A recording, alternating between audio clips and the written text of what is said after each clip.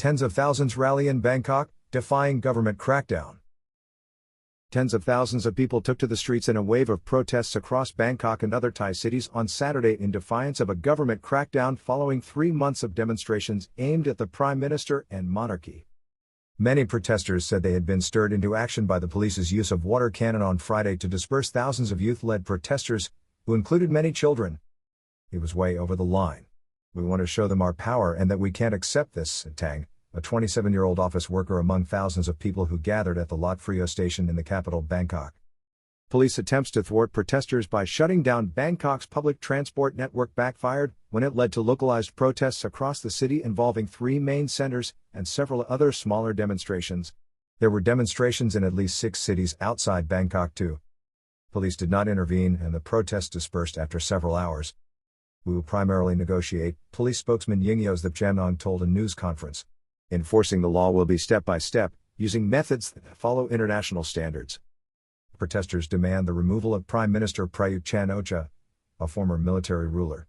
They have also become openly critical of King Maha Vajiralongkorn despite lèse majesté laws that can mean 15 years in jail for insulting the monarchy. On Thursday, the government banned all political gatherings of 5 or more people.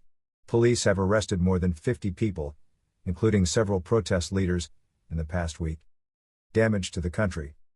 Government spokesman Anucha Borapachesri told Reuters, "There is no win or lose for any side.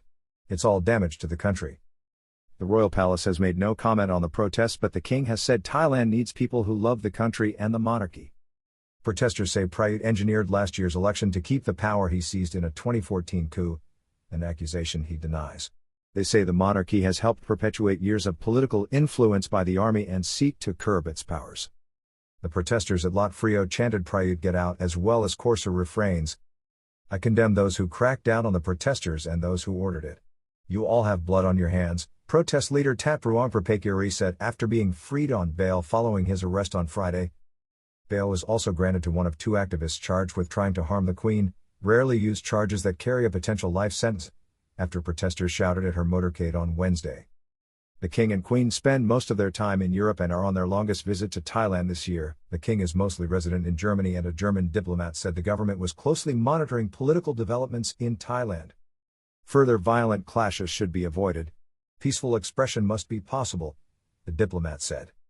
Human rights groups have condemned the dozens of arrests and the use of force against peaceful protests. Concerned governments and the United Nations should speak out publicly to demand an immediate end to political repression by the Prayut administration, said Brad Adams, Asia director at Human Rights Watch.